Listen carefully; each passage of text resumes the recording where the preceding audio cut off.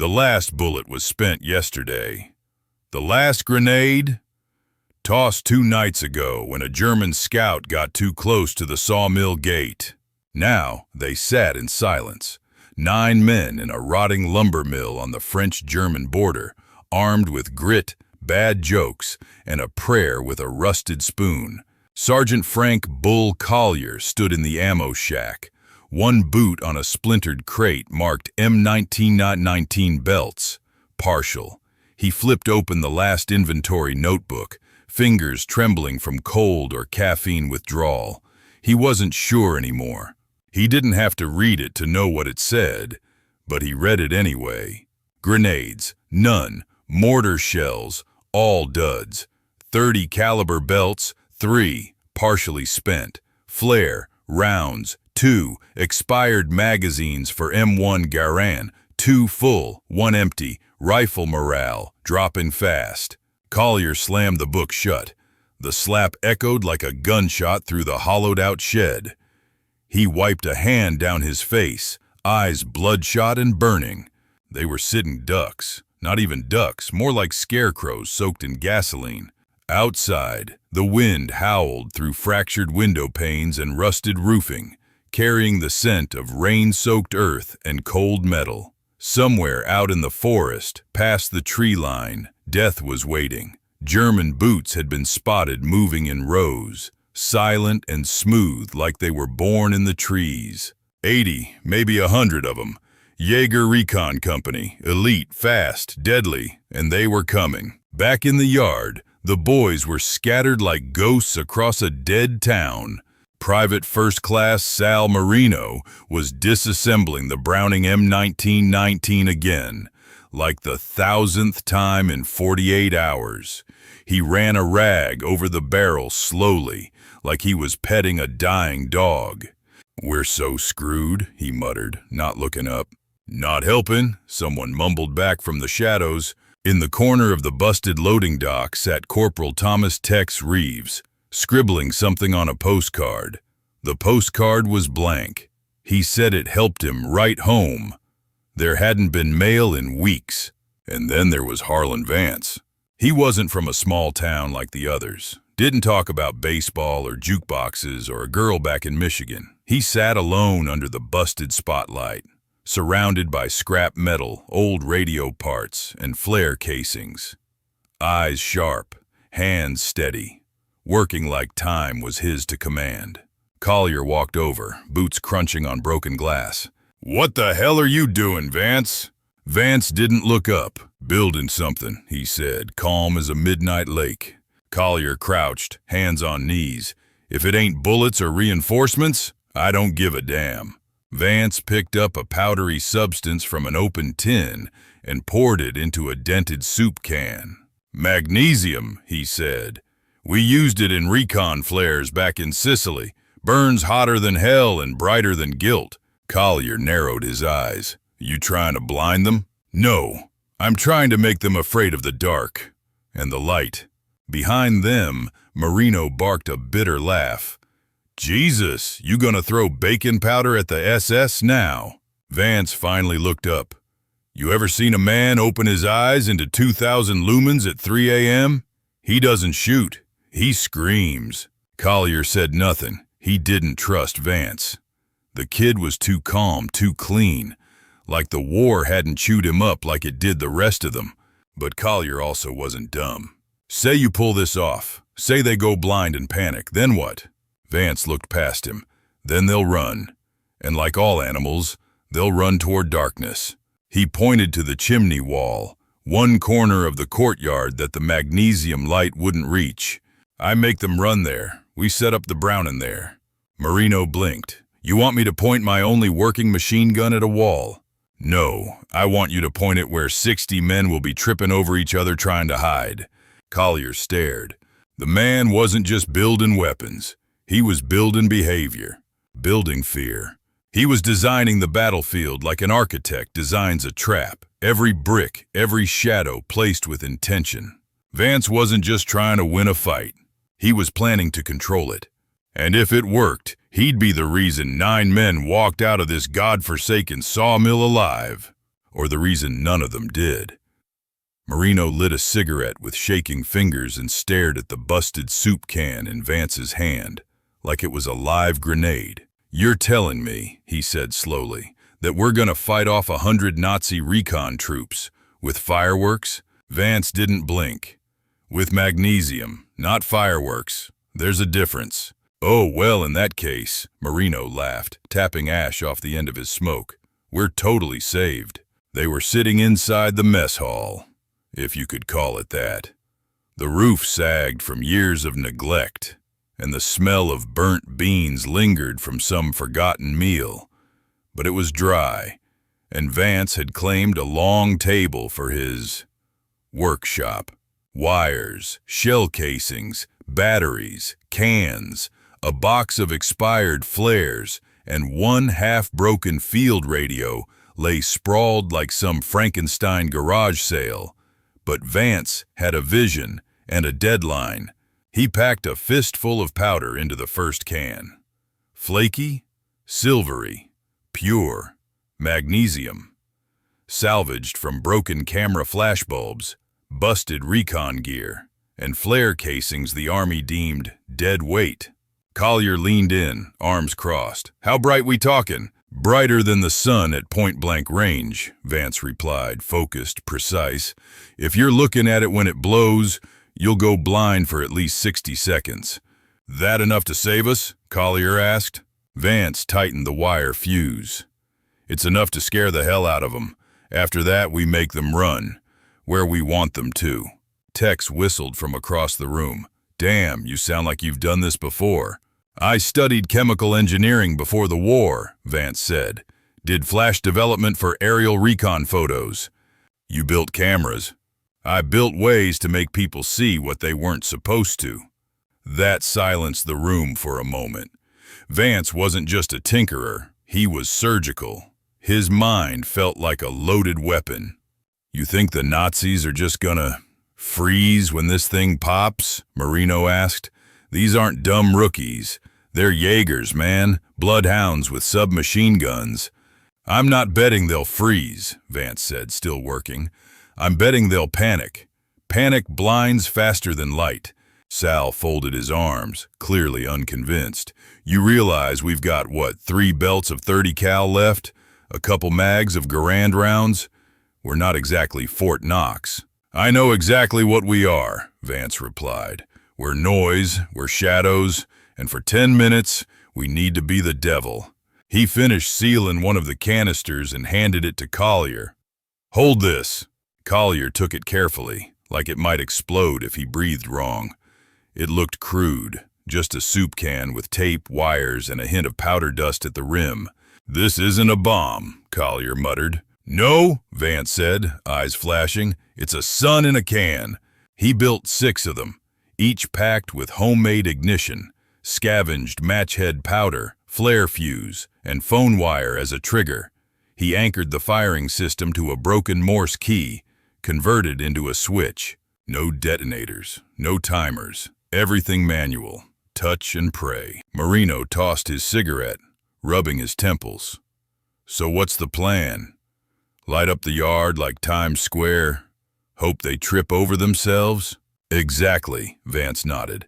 "But we'll leave one spot dark, one escape route." "You want them to run?" Tex said, confused. "I want them to funnel," Vance explained. "Animals run from pain. Soldiers run from chaos. And when they run, they follow instinct, to shadow, to shelter. We give them that shelter." "And that's when we shoot?" Marino asked. "That's when we bury them." Collier took a slow breath. It was insane, reckless, but it was also the only goddamn idea anyone had. "Why the hell should I believe this'll work?" he asked. Vance looked at him, expression unreadable. "Because panic," he said quietly, "is more contagious than courage." There it was again, that intense, cerebral chill in Vance's tone. He wasn't bluffing, he wasn't hoping. He knew how people broke. The others started to move, prepping positions, hauling the Browning to a new spot, toward the wall no one ever covered. Marino cursed under his breath the whole way. "Y'all better hope this magician is right," he muttered. "Because if he's not—" He didn't finish the sentence. He didn't have to. Vance lit a flare and held it close to the magnesium canister. "Let there be light," he whispered. Tex stopped chewing mid-bite. His hand froze halfway to his mouth, MRE spoon still trembling with canned beans. "I smell smoke," he muttered. "Not wood, not their own. Cigarette smoke, harsh, foreign, cheap." Marino instinctively killed the lantern. The room vanished into dark. Out in the tree line, 50 yards from the compound, something shifted. No sound of boots, no chatter, just the silent press of presence. A pressure in the air, the way the forest went quiet when something predatory moved through it. Collier stepped up behind Tex, eyes scanning the windows like a man checking his own heartbeat. "Showtime," he said. They weren't facing regular grunts tonight.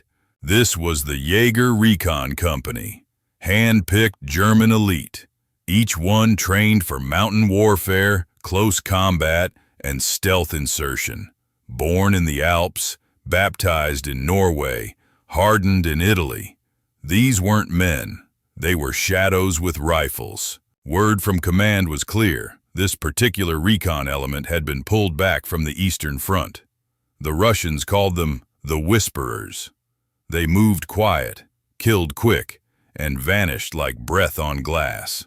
And now they were outside the sawmill, 100 strong. Inside, 9 American soldiers tightened their gear like it was armor.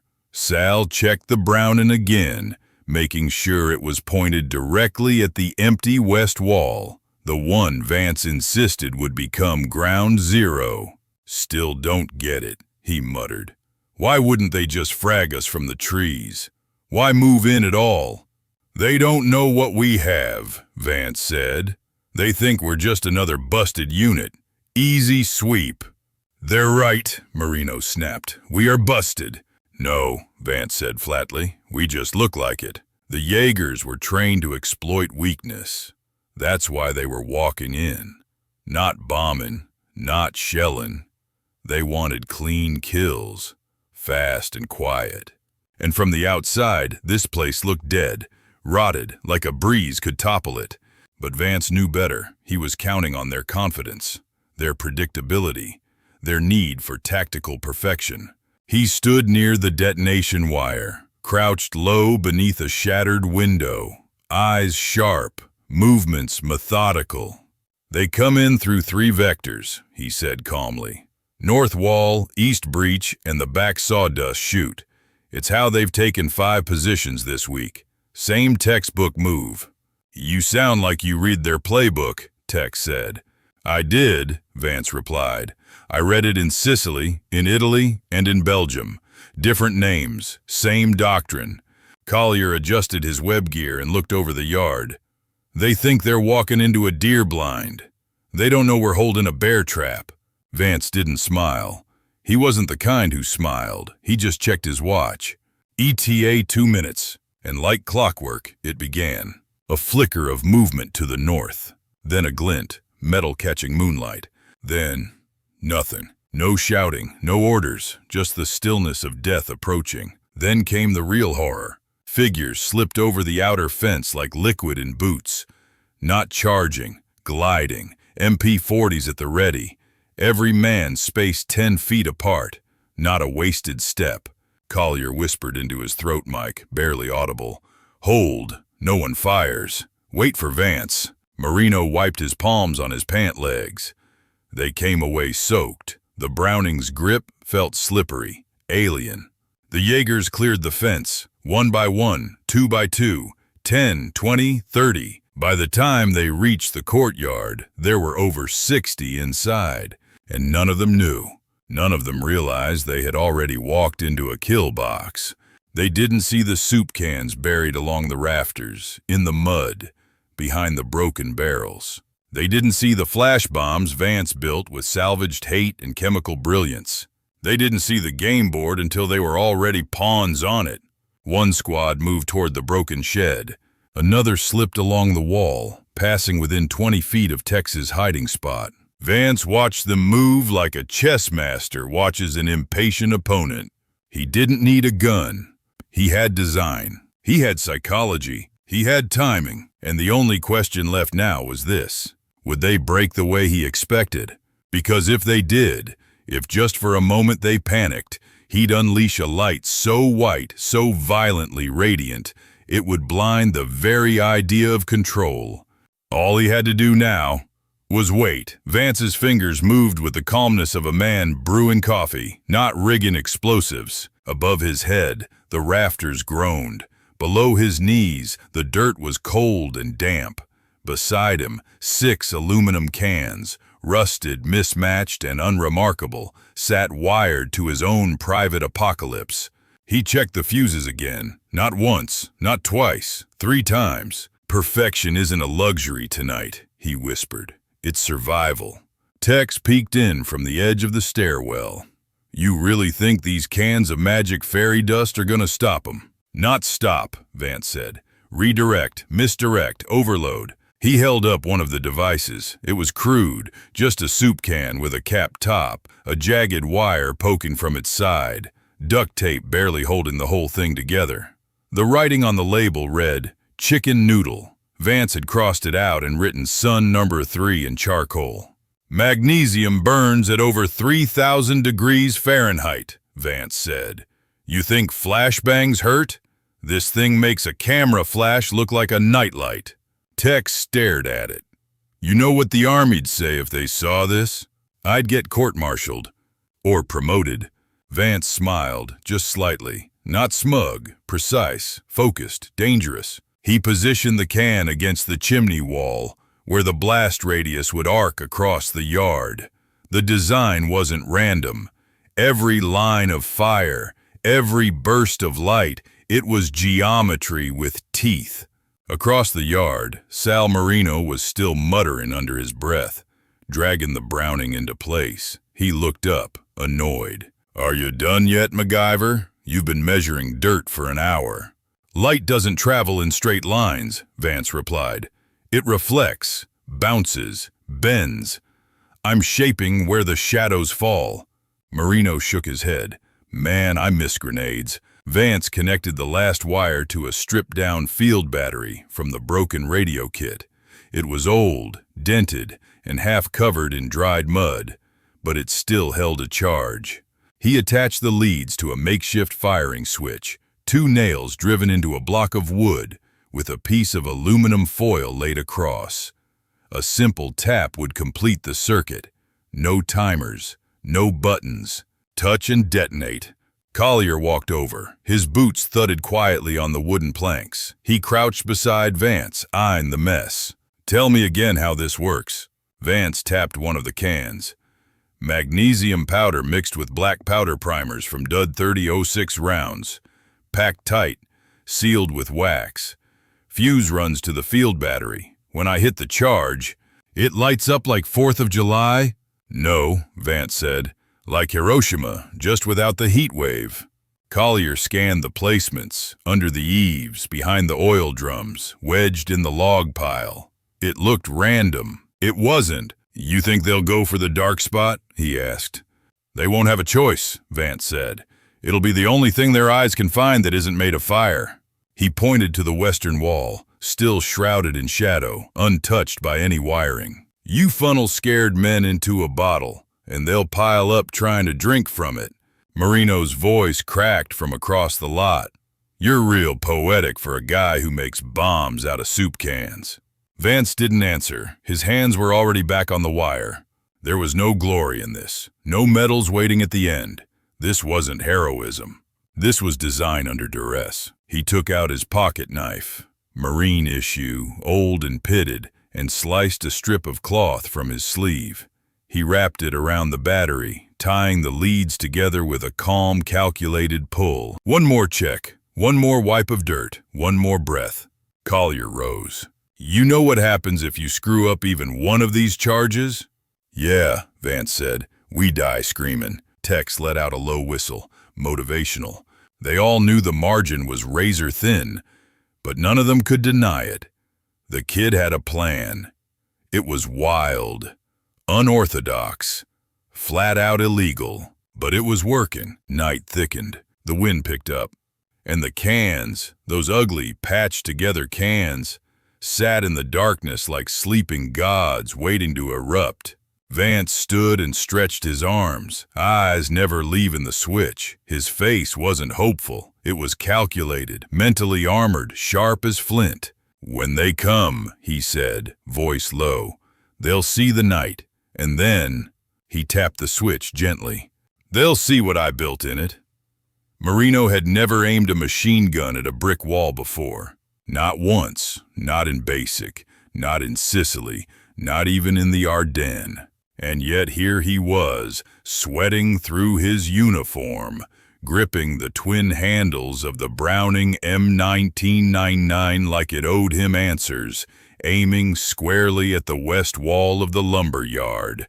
At nothing. "I swear to God," he muttered, "if this Vance kid is wrong, I'm gonna haunt his Ivy League ass from the afterlife."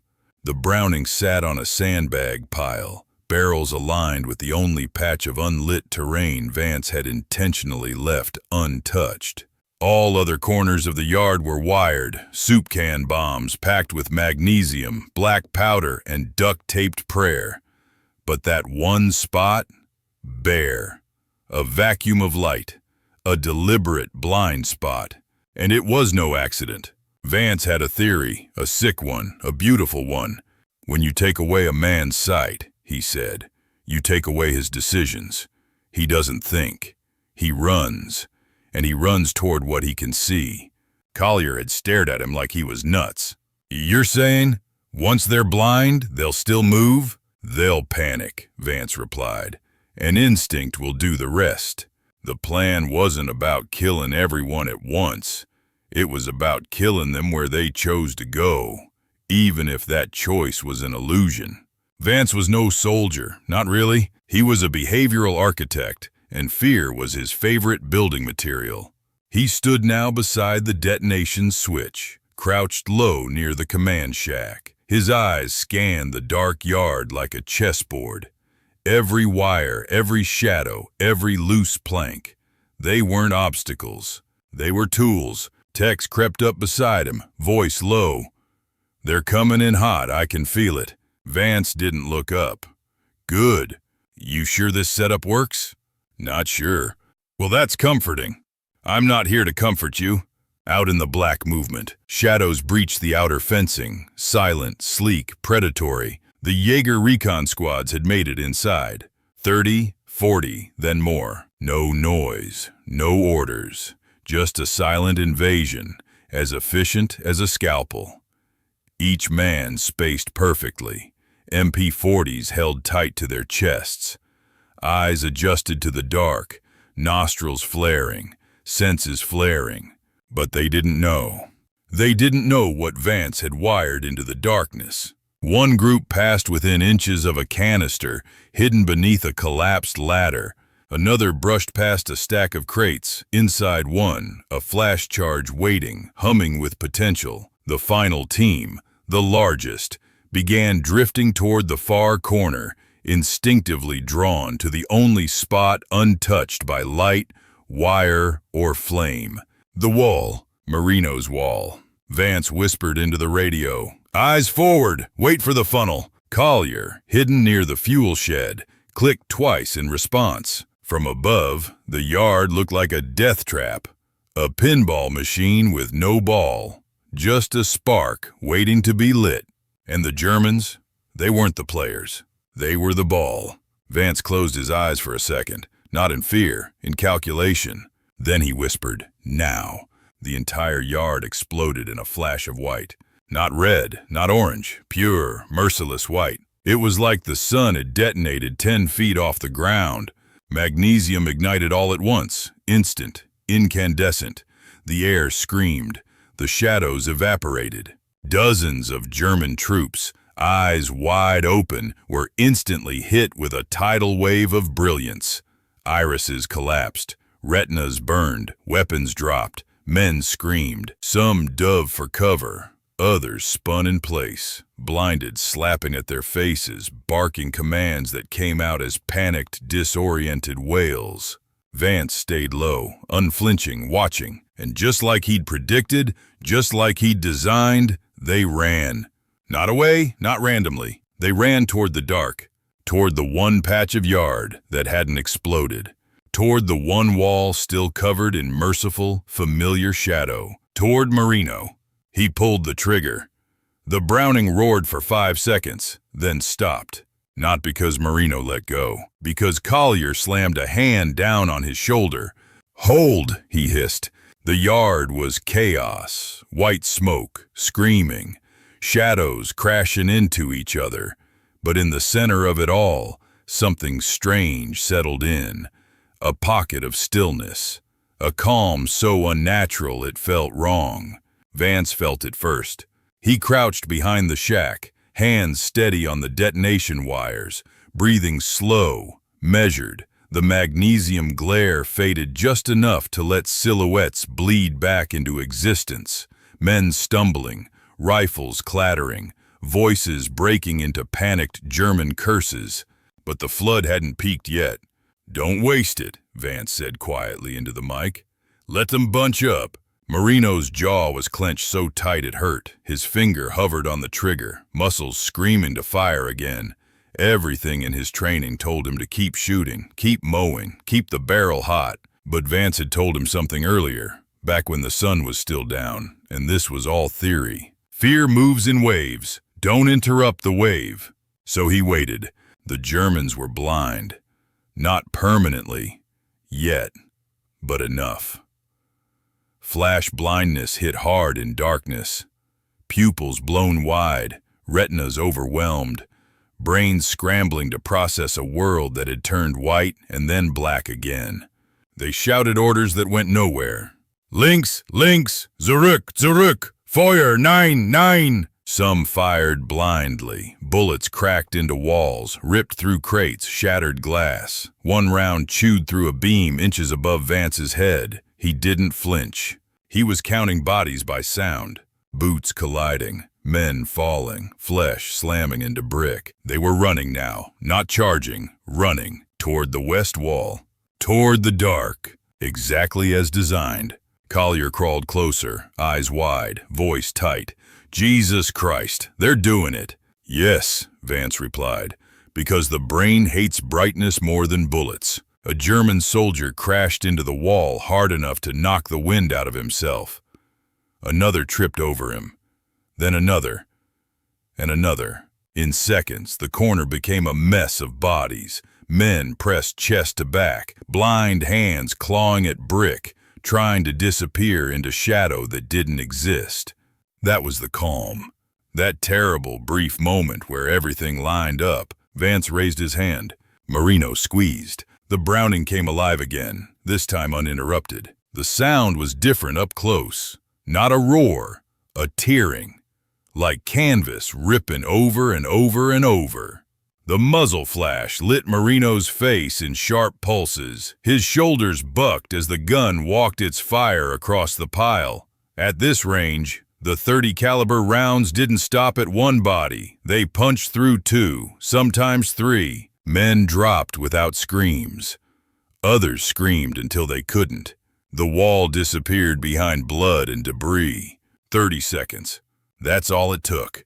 Then the pile stopped moving. Smoke drifted. Brass casings steamed in the dirt. Marino released the trigger. His ears rang. His arms felt like rubber. The barrel glowed dull red. He stared at what he'd done.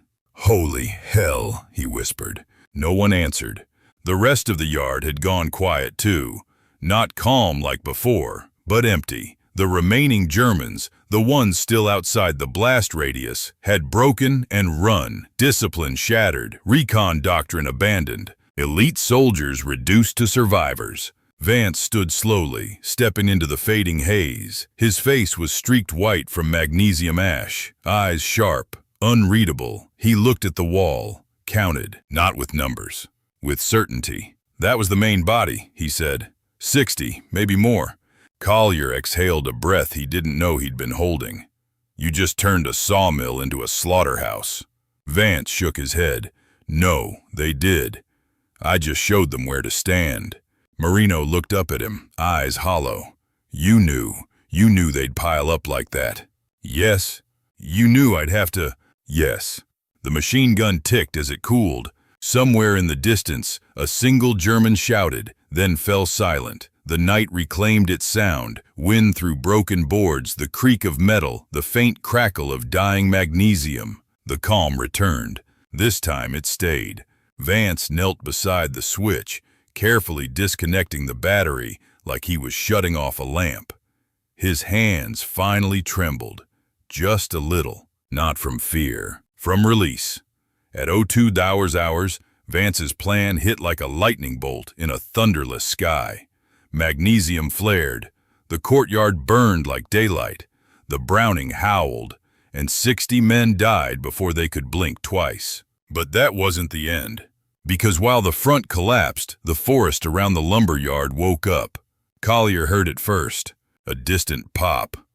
Not loud, sharp, like a can kicked through pine needles. Then another. Then silence again.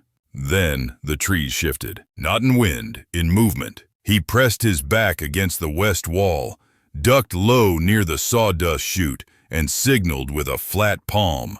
More incoming, he whispered into the mic. Main force, Tex responded, voice crackling. No, smaller, maybe cleanup crew. In the center of the yard, Marino was still locked in place behind the Browning, steam rising from the barrel, eyes wide and unblinking, not shocked, haunted. He'd stopped firing 5 minutes ago, but the screams, those had kept going longer than the gun. Collier jogged up to him, crouching low. You still with me, son? Marino gave a slow nod, like a man coming back from deep water. Yeah, he rasped. Yeah, I just need a second.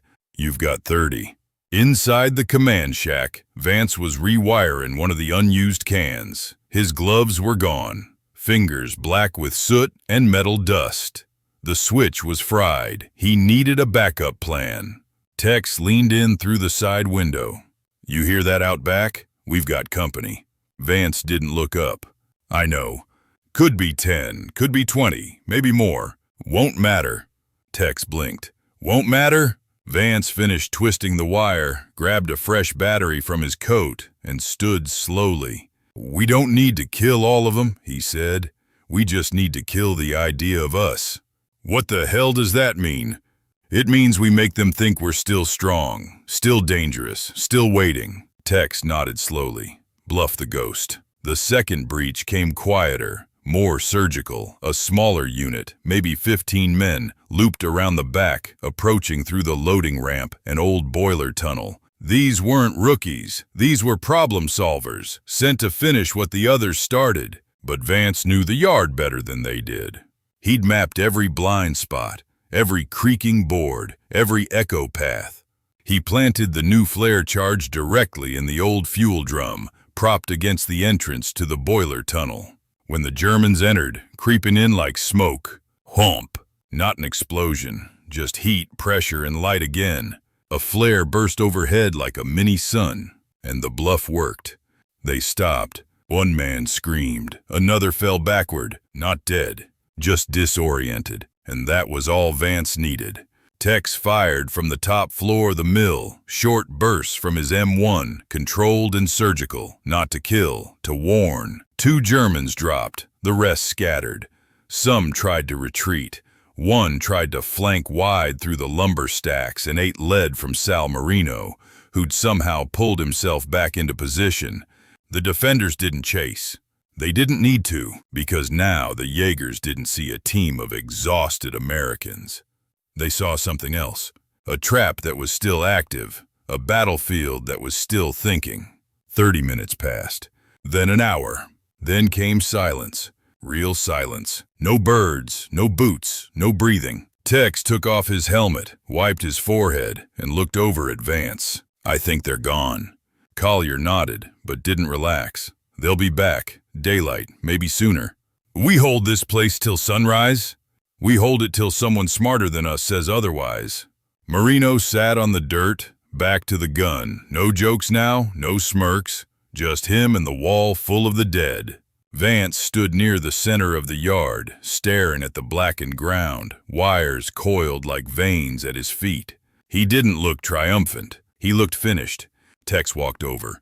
"You okay?" Vance didn't answer. He stared at the horizon. "They came expecting weakness," he said quietly, "and we gave them design." Tex patted him on the shoulder. "You gave us a damn miracle."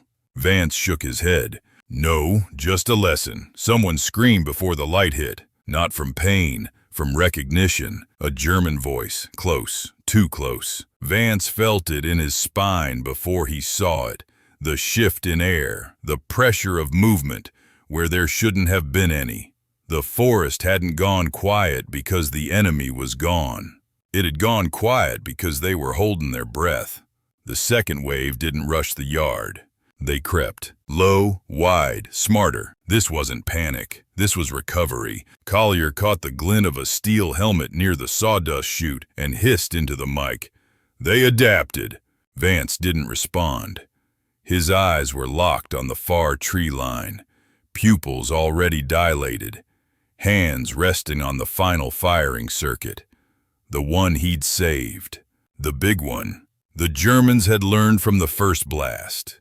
They weren't staring into the yard anymore. Heads down, eyes squinted, weapons raised. Too disciplined to run blind. Too confident to retreat. That was when Vance knew.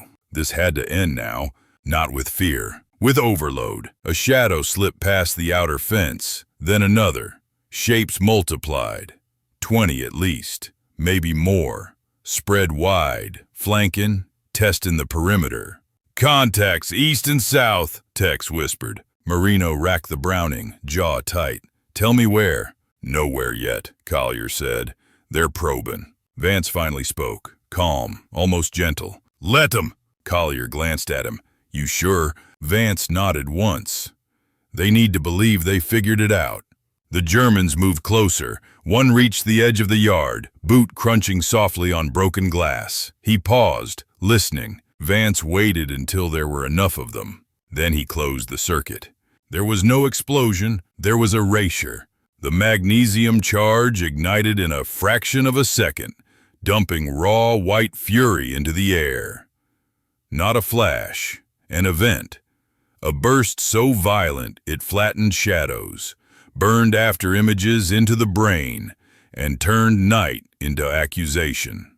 The sound came half a beat later, a shrill, ripping scree as superheated air tore itself apart. Men cried out. Not screams. Howls. Hands flew to faces, rifles clattered, knees hit dirt. Every German in line of sight was blinded, completely. Instantly. Even the ones who looked away weren't spared. The light reflected off metal, glass, wet ground, bounced into their eyes like a hammer. Vance felt it too, even shielded, even ready. The blast punched through his closed lids and painted his skull white. For 2 heartbeats, the world didn't exist. Then it came back, broken. The yard was alive with confusion. German voices tangled into nonsense, commands colliding, panic overriding training. Blind, ich bin blind! Medic, medic! Schießen, schießen! Gunfire erupted in every direction. Not aimed, not controlled. Men fired at noise, at movement, at nothing. Bullets ripped through trees, tore into crates, punched holes through walls. One German cut down another at 10 feet. Another tripped over a body and emptied his MP-40 into the dirt. The unit disintegrated. Vance stood, heart hammering, vision swimming but functional. He saw what he needed. The break. Now, he said into the mic. Marino didn't need to be told twice. The Browning opened up again. Short, savage bursts. Not sweeping, precise. He cut down targets who were still upright, still moving, still dangerous. Tex fired from elevation, picking silhouettes trying to crawl away. Collier led 2 men along the side of the shack, flanking the flanks. Controlled fire, clean shots, no yelling. The Americans didn't rush. They harvested. Within seconds, the Germans realized the truth. This wasn't a lucky unit. This wasn't desperation. This was a designed kill zone, and they were trapped inside it. The survivors broke. Those who could still see ran. Those who couldn't crawled. Some dropped weapons and begged in slurred English. Others vanished back into the forest, blind and bleeding. The white blast faded slowly, leaving the yard scorched and steaming. Silence followed, not peaceful. Final. Marino stopped firing. His hands shook. He leaned against the gun like it was holding him up. Tex exhaled a shaky laugh. That was something. Collier scanned the perimeter. No movement, no return fire. He turned to Vance. The kid was standing in the middle of the yard, magnesium ash dusting his shoulders like snow. His face was pale, his eyes distant.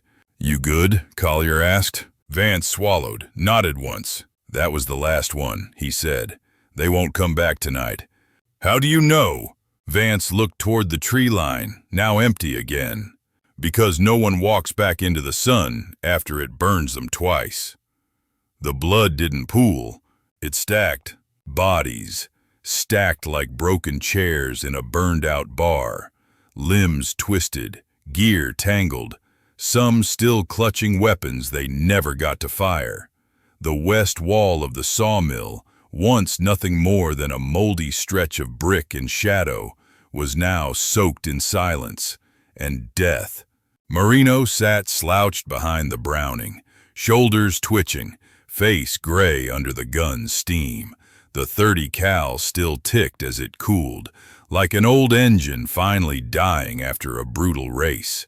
60 seconds, he muttered to no one. That's all it took. Tex stood behind him, staring at the mound of corpses pressed up against the wall like a mass grave that hadn't been buried yet.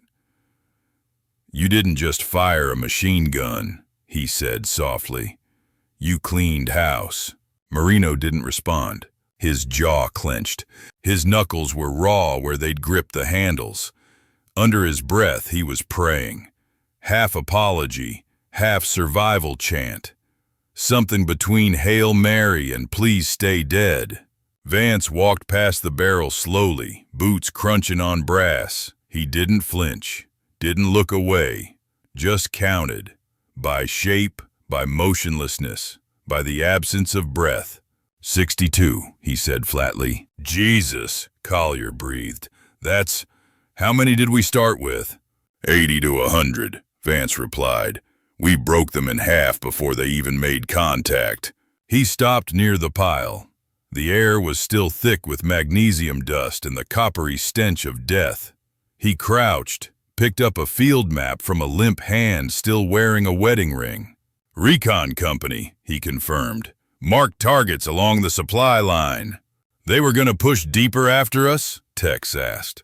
"They were gonna wipe every outpost from here to the river. We were just their warm-up." Vance stood again, stared out across the battlefield he'd built. It wasn't a battlefield anymore. It was a trap that had worked too well. Night still lingered like a vulture, refusing to break. Clouds covered the moon now, and the yard had gone silent. Not calm, just drained. Marino finally stood, eyes dark, steps stiff. "I didn't sign up for this," he said, voice hoarse. Collier looked over. "You signed up for war." "I signed up to fight, not to—" He gestured toward the pile, then dropped his hand. "Not this." "You didn't pull that trigger alone," Collier replied. "Vance laid the line. We all lit the match." Marino looked at Vance. "And you. You knew they'd run there. You wanted them to." Vance didn't blink. "I needed them to." There was no pride in his voice. No apology either. Just that same cold precision, the kind engineers use when describing steel tolerances or explosive yield. Tex stepped forward, voice careful. "Can I ask something?" Vance nodded. "Did you ever think maybe they'd stop short? Not fall for the light, not run?" Vance paused. "No." Tex blinked. "Just like that? I built it around what they'd do, not what I hoped. Hope gets people killed." Collier stepped beside them.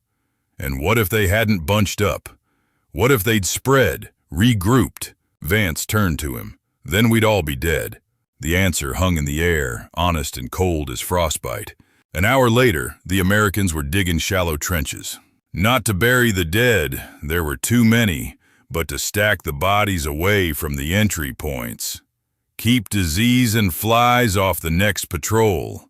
Tex took first watch, perched in the crow's nest with his M1 on his lap and binoculars swinging at his chest. Marino was still cleaning the Browning in silence, sliding his hand down the scuffed metal like he was trying to erase something. And Vance? He sat alone in the back of the yard, sketching. Not doodles, not maps, a new design. Something in his head hadn't stopped moving since the first wire was stripped. Collier approached, squatted beside him. "You know what you are, Vance?" "A guy who didn't die tonight," he answered without looking up. "You're an architect, but not of buildings." Vance stopped drawing. "You build what people don't see until it's too late." Dawn crept in slow, reluctant.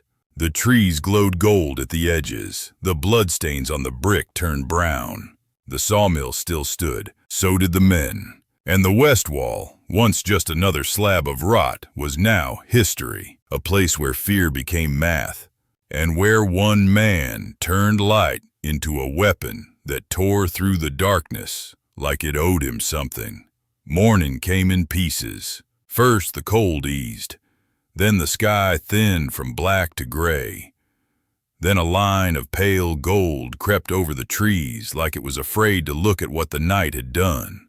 The sawmill still stood. That alone felt unreal. Smoke drifted low across the yard, clinging to the ground as if it didn't want to leave.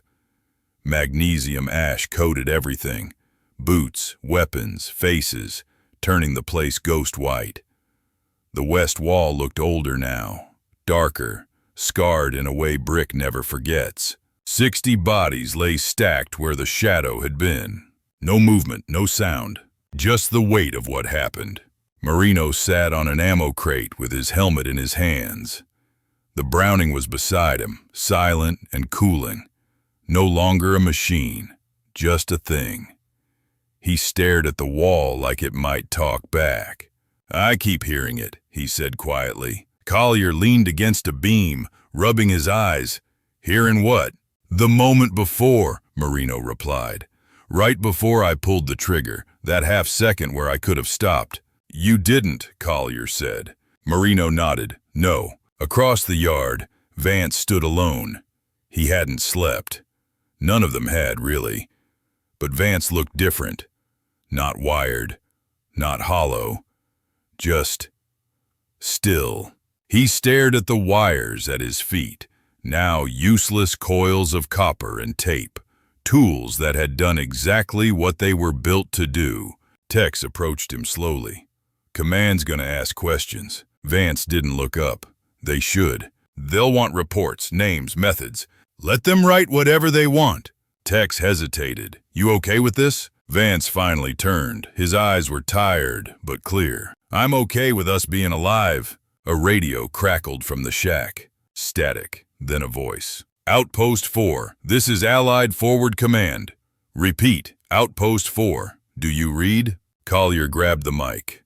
"Outpost 4 reading. We're still here." A pause, then disbelief. "Say again?" "We held." Another pause. Longer this time. "Copy that." Collier lowered the radio and looked around. 9 men. All breathing. Against the odds, against doctrine, against common sense. They'd survived because one man didn't think like a soldier. He thought like an architect. They buried what they could, marked what they couldn't.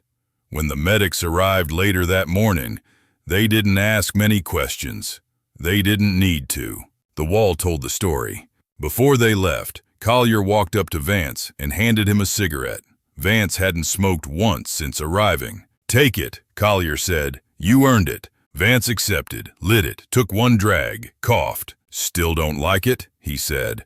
Collier smiled faintly. "Figures." They stood there a moment, watching sunlight crawl across the yard, exposing everything the dark had hidden. "You ever think about what happens after this?" Collier asked.